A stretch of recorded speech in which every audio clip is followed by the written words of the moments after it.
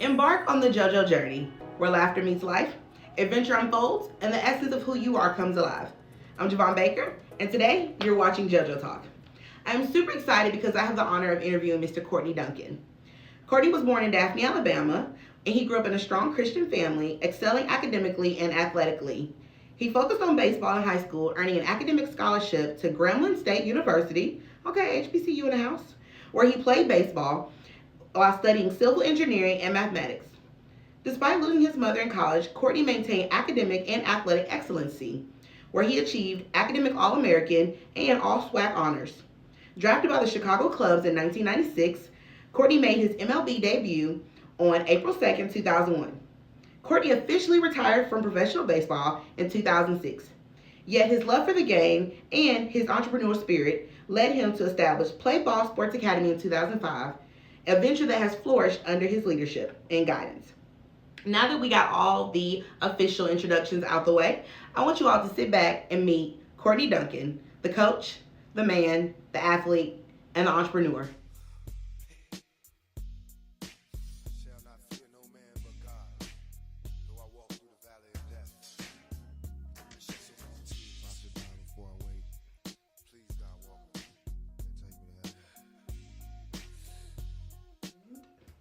Courtney, thank you for being a part of the JoJo Talk. How are you doing today?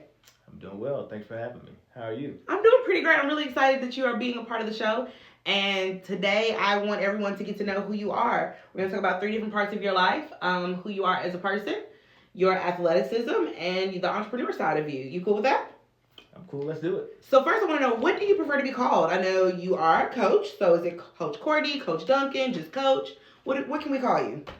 Well, as long as no profanity is involved, I don't mind. We can call you anything? you can call me Coach. That's okay, I like Coach. Well, Coach, I want to get into a little bit about your background. We said you're from Daphne, Alabama. Tell us a little about what it's been growing up in small town kind of thing. We call it LA, Lower Alabama. Right. Daphne. Well, I actually grew up in Montrose, but it's so close to Daphne. I'm sorry, what is that? Montrose.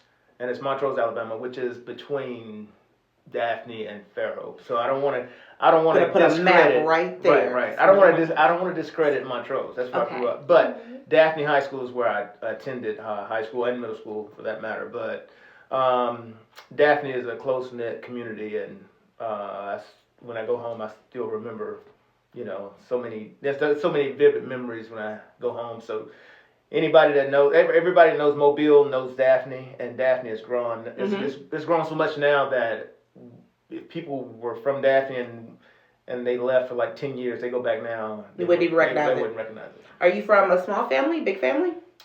Rather small. I mean, I had 2 brothers, and that's about it. Just 3 of us. No sisters? None. All boys. Were they athletes? Yeah. Okay. Ironically, I played against one of my brothers in high school. So younger, older? Older. Both of my brothers, they were twins. So yeah, okay, twins from your family. Aw, are you spoiled? Negative. Okay. Are you a city type of person or country boy? I think I'm both. I'm a chameleon, so I can mix. But I don't know. I prefer, I say, the quiet in the country. But the city, the lights are cool. I don't have much in nightlife, so I can do both. Okay. Yeah. Chameleon. He's a chameleon. Yeah. He's well versed. Okay. Well, I want to get into a little bit about you and the fact that I know you played 3 sports before you decided to solely focus on baseball. What were those 3 sports? They were football, basketball, and baseball. Okay. So why did you go the baseball route instead of you don't look like you'd make a good football, like a running back? What was you? Quarterback. That's cute. Okay. Yeah. So, and for basketball? Point guard. Okay, I can see that. I can see that. Yeah. Why baseball? Well, actually, I was recruited heavier in football than I was baseball. So you better look again. And then for baseball, my baseball coaches, who's one of my mentors and I guess one of my great friends as well in life, he and his wife, he came to me my sophomore year, right after my sophomore year, and said, you can be really good in 3 sports or great at 1. And he was my baseball coach, so I trust and believe everything that he's ever told me, and everything he's ever said is panned out. So I quit basketball because it bled into baseball, and so I still played Football. So it's football and baseball, but baseball is where we end up in. So in high school, you focused on baseball, which got you a scholarship to Grambling State University. Yeah, you could say that. Okay. What was that? What was the route? Well, I signed to a JUCO called I forget what it was. I think it was in South Alabama somewhere. It was a junior college anyway, but I was scheduled to go there, and then the assistant coach, who was originally from Mobile, I think, or a brother from Mobile, he ended up calling me and mentioned Grambling, and I said, I've never heard of Grambling. This is how this conversation went. I said, I've never heard of Grambling. I don't know anything about Grambling. And he goes, well, my brother told me about you, told me about this kid in Daphne that's tearing it up. And I was like, okay, do y'all have a baseball team? And he was like, because I've only known Gremlin for football and Eddie Robinson, so prior to. And he said, well, you want to come down for a visit? And I said, wait a minute, what are we offering? And he said something about a half scholarship. And I said, I'm not going to Gremlin if I don't know anything about the baseball program, and I'm not going to a half scholarship. He asked me what my grades were like. I told him, and I guess less than an hour, he offered a full presidential. I'm sorry, what? Less than an hour, he offered me a full presidential scholarship. Or they did. Okay. And that's how I ended up at Grambling, pretty much. That's really exciting. Yes. Okay. Your time at Grambling, what was your biggest, the highlight? What's the highlight for you? The highlight was the culture. Okay. For me. I learned a lot about being around people that look like me. And then I learned about a lot about myself as well, because I was not too talkative. I wasn't antisocial, but Are you shy? Not really. I was observant. That's the best way to put it. That's a good quality to have. My nickname in college was Mute, and on the baseball team was Mute, and for obvious reasons, I just stayed quiet. So I didn't speak till spoken to, that type of thing, and I still do that to this day. If I don't have much to say, I'm not going to say it. But that was I would say the thing that I remember most that I say helped transform me, and even at Gremlin was the culture and being around people, and then learning to grow up. I had to learn to grow up on my own, and that was the first time I was at home. I'm away from home for that long, and so it was. Gremlin's in the middle of nowhere. If anybody knows where it is, it's in the sticks. But it, like I said, it transformed me into the guy I am today. So I can appreciate GSU for that. Okay. What position did you play in baseball? Pitcher. Yeah. Okay. Yeah. Now I play multiple positions, but I got paid to play pitcher. Yeah. I like that. When in high school, or even coming up, my mom would tell us, if you can't get the grades, you can't play. Oh. And that's playing sports. That's smart. That's smart parenting right there. And so my goal in whatever level I was just to always make good grades. And I was so competitive. I'm competitive anyway, but I was so competitive in the classroom, I wanted to make good grades, and I never wanted to disappoint her.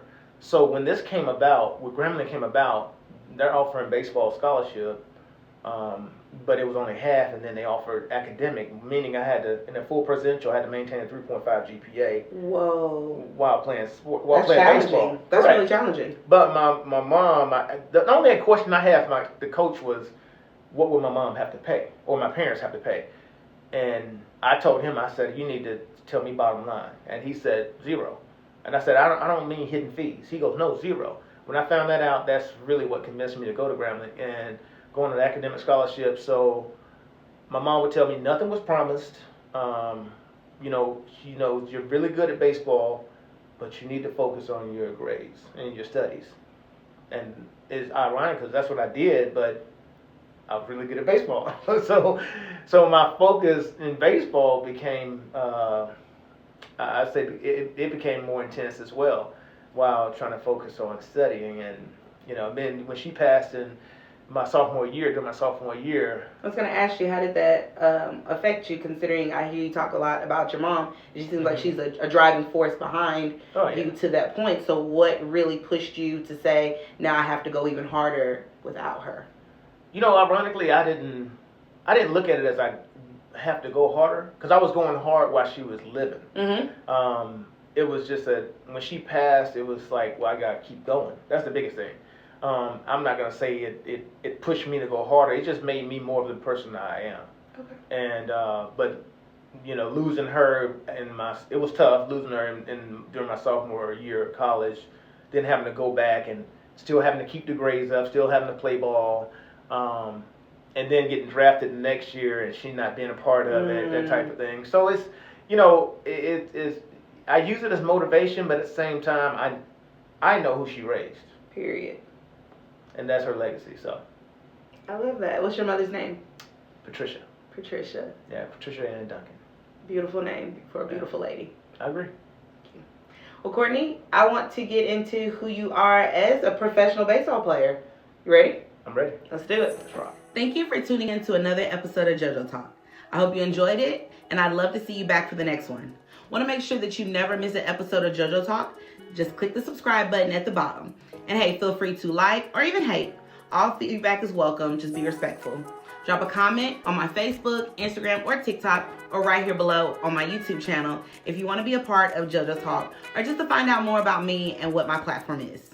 Until next time, remember, not my monkey, not my circus. Life's already a circus, and not every monkey is your responsibility. Peace.